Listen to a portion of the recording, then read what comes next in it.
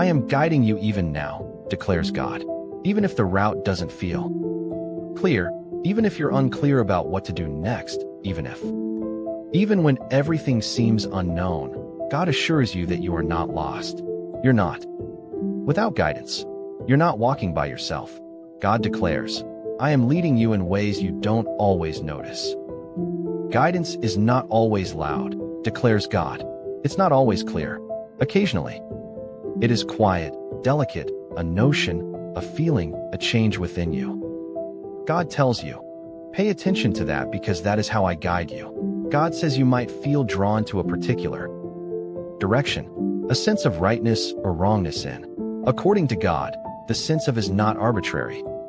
That's direction. God says you might not always get right away. However, you sense it. God says, trust that.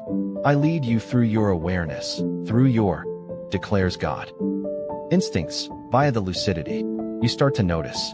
God declares, there are occasions when you shied away from something without really understanding why.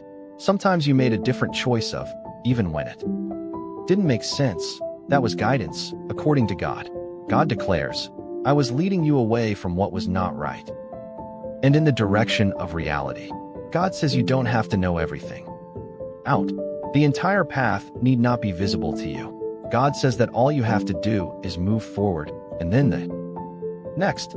God says I will guide you one step at a time. God says sometimes the path feels slow, unclear, unsure. God declares, yet this does not imply that there is no guidance.